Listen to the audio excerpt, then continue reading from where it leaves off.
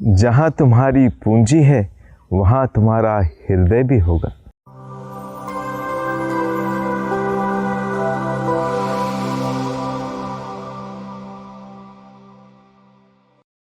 क्रिस्त में मेरे प्रिय भाइयों और बहनों, हृदय हमारे शरीर का एक प्रमुख अंग है। वास्तव में तो सभी अंग ज़रूरी हैं और अपना अपना काम करते हैं, लेकिन मेरी सोच में हृदय सबसे ज़्यादा काम करता है, क्योंकि हम सब उसके बारे में जानते हैं। अगर हृदय के साथ ऑल इज़ वेल नहीं रहा तो सब कुछ अनवेल हो जाता है। इसलिए मेरे प्रिय भाई बहनों, अगर हम हृदय की बात करें तो एक समय भी, एक पल के लिए भी वो अपना काम करने से रुक नहीं सकता। अगर वह रुक जाए तो सब कुछ रुक जाएगा। और इसलिए हृदय को एक प्रमुख स्थान हमारे शरीर में दिया गया है और हृदय से ही हमारे शरीर को हम योग्य रीति से चला सकते हैं।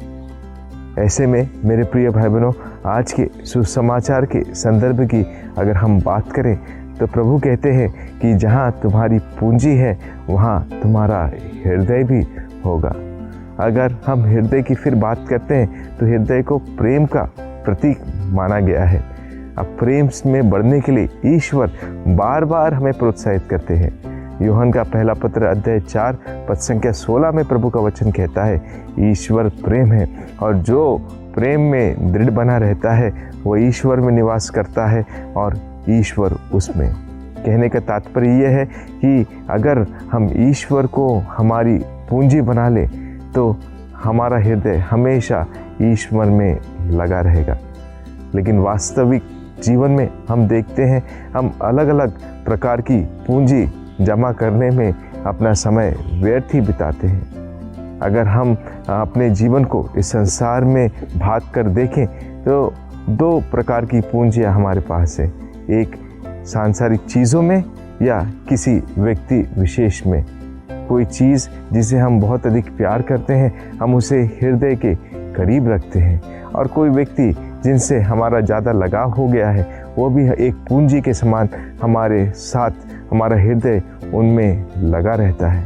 तो आज हमें ये प्रश्न कर देखना है, क्या हमारा जीवन केवल संसार तक सीमित है? क्या हम उस अनंत काल का खजाना जिसे हम ईश्वर कहकर बुलाते हैं, क्या वो हमारे दिल में कभी निवास करता है? मेरे प्रिय भाई बहनों, कुछ दिनों पहले हमने प्रभु के अति पवित्र हृदय का पर्व मनाया। हम सब ईश्वर के हृदय में निवास करते हैं। कहने का तात्पर्य है कि ईश्वर के प्रेम में भरे हुए, क्योंकि ईश्वर ने अनंत काल के प्रेम से हमें प्रेम किया है। लेकिन क्या ईश्वर हमारे दिल में निवास करता है? ये एक प्रश्न हम सबों को मनन चिंतन करना अति आवश्यक है।